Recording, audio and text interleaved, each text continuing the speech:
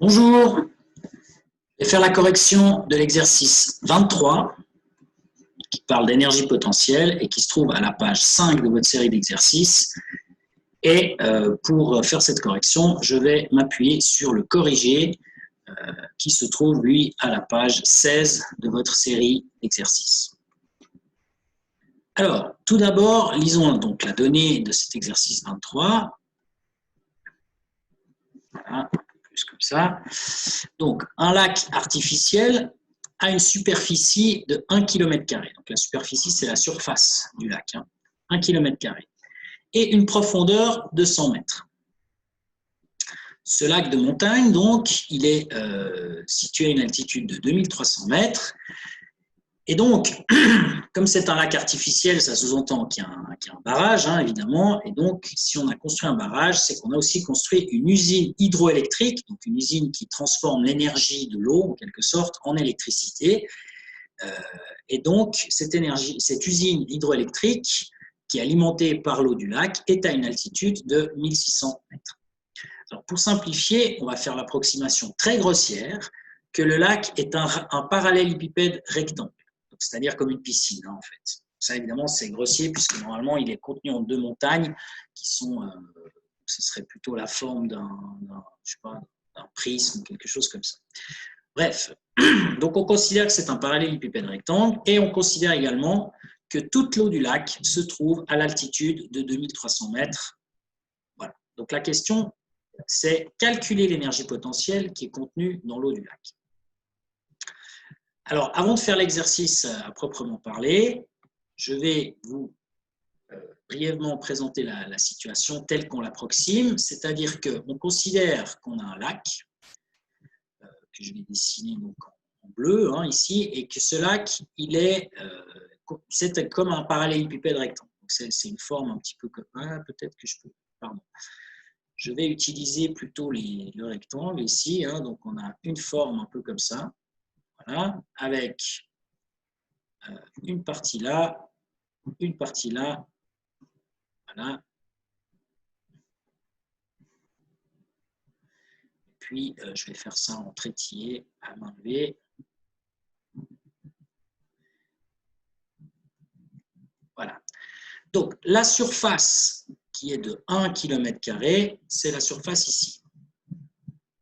Ça, c'est S qui vaut 1 km², d'après la donnée. Et puis, la profondeur du lac, P, profondeur, c'est 100 mètres, toujours d'après la donnée. Alors, qu'est-ce qui se passe? En fait, on a sur un des côtés, mettons celui-ci, je vais le faire en noir, admettons que ce côté-là, c'est le barrage. Ça, c'est le barrage. Alors, comment ça fonctionne? Eh bien, le principe, c'est qu'au bas du barrage, il y a un canal, un trou, en fait, par lequel peut descendre l'eau. Donc, cette eau, elle va descendre comme ceci, et elle coule en direction d'une usine. Alors, l'usine, eh bien, elle se trouve toujours en plaine, disons plus bas que le lac. Et donc, si je dessine l'usine, je vais la faire en noir, cette usine, ici, eh bien, on a un truc un peu comme ça. Et donc, du coup, qu'est-ce qui se passe? Eh bien, l'eau, elle descend, elle rentre dans l'usine, elle descend ici, là, elle gagne donc de la vitesse en descendant. Et puis, quand elle arrive dans l'usine, elle fait tourner les turbines. Les turbines, on peut symboliser ça comme ceci, en fait, une espèce de truc un peu comme ça. Voilà. Et puis donc, l'eau va arriver ici, elle va faire tourner la turbine dans un sens que je vais dessiner maintenant, comme ça.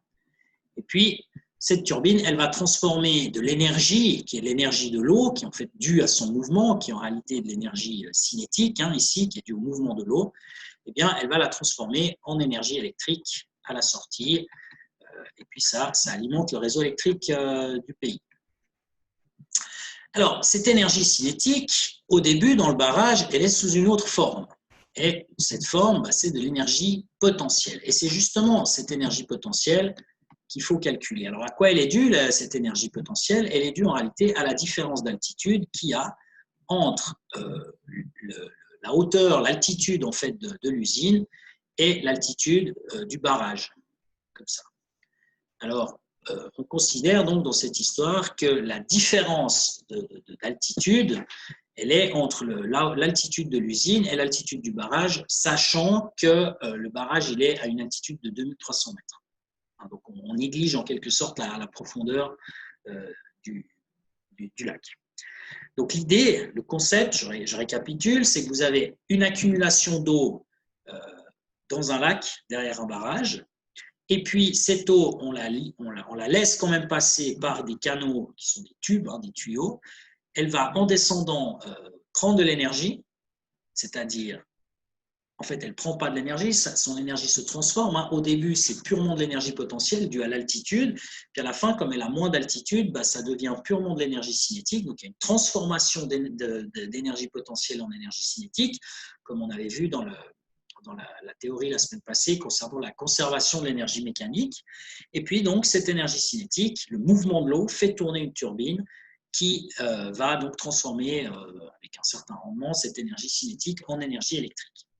Donc nous, ce qui nous intéresse ici, c'est de connaître quelle est l'énergie potentielle qui est contenue dans l'eau du barrage. Alors, pour faire ça, pour calculer ça, eh bien, voilà, on va regarder le corrigé. Qu'est-ce qui est écrit dans le corrigé? Alors déjà, on va l'agrandir un petit peu. Donc, tout ce que je viens de vous expliquer, c'est là en haut.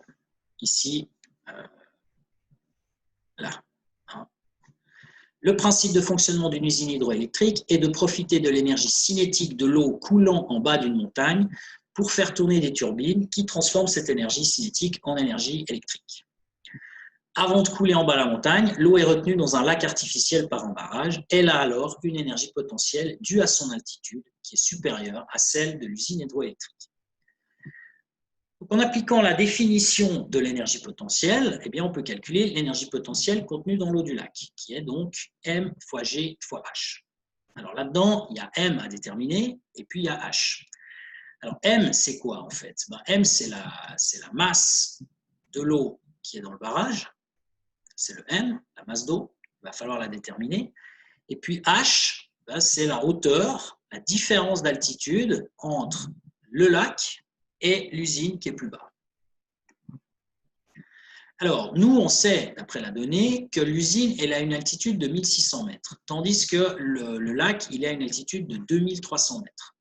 Donc, cette différence d'altitude est facile à calculer. On fait 2300 moins 1600 et ça nous donne 700 mètres. Donc, ça veut dire que l'eau, elle descend de 700 mètres.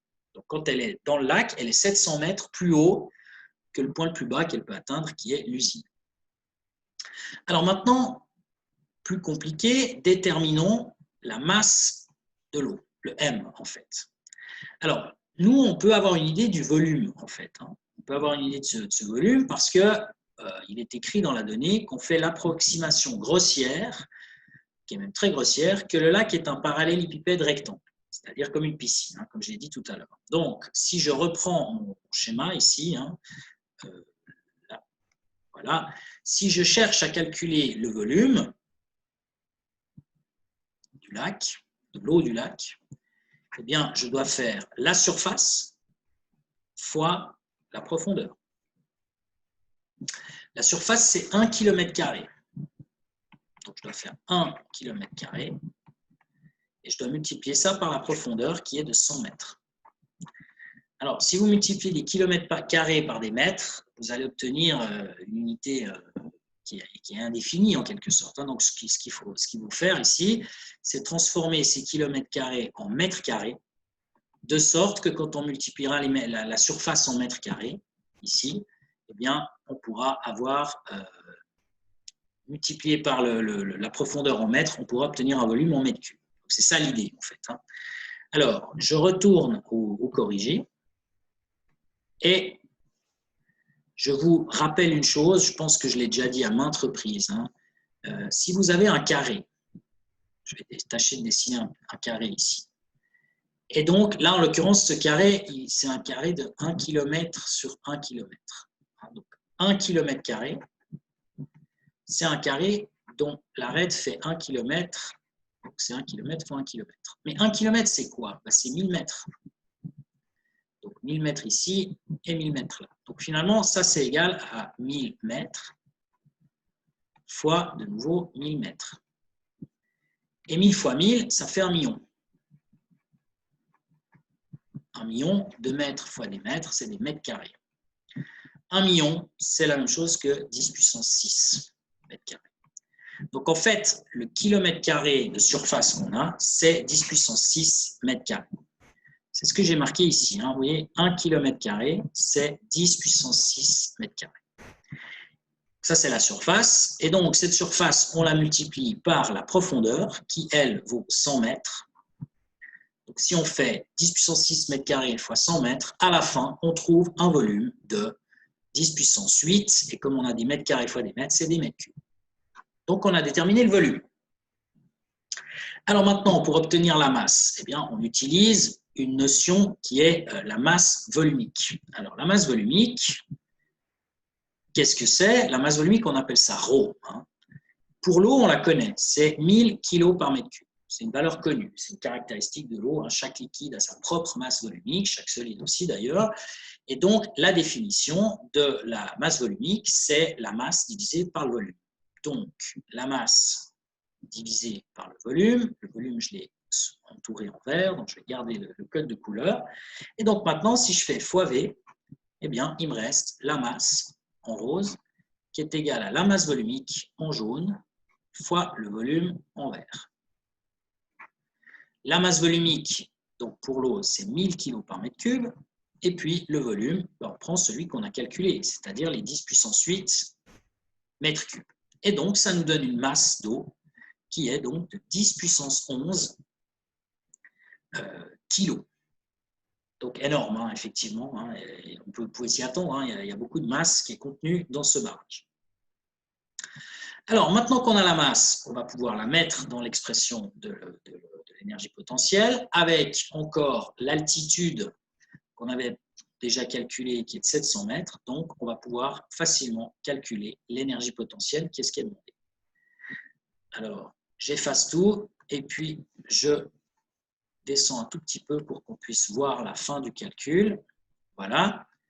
Donc, l'énergie potentielle, c'est la masse M qu'on a calculée tout à l'heure, 10 puissance 11 kg, fois G, qui vaut 9,81 mètres par seconde carré sur Terre, et puis finalement, fois la hauteur H, qu'on a calculée comme étant 700 mètres, la différence entre l'altitude du barrage et l'altitude de l'usine hydroélectrique. Donc, vous faites ce calcul et vous trouvez l'énergie potentielle qui est de 6,867 fois 10 puissance 14 joules. Donc, évidemment, énormément d'énergie qui est contenue dans l'eau du barrage, malgré les approximations qu'on a faites.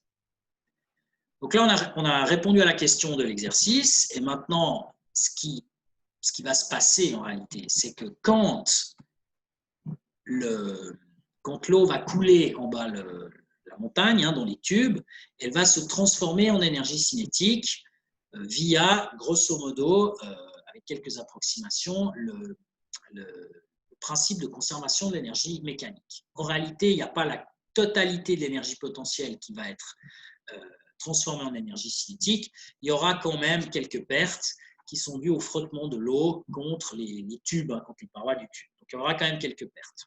À la fin, on aura une énergie cinétique qui sera un peu plus petite que celle-ci. Je ne pourrais pas vous dire le pourcentage de perte, le rendement, je suis incapable de vous le dire, mais il y en aura forcément un petit peu.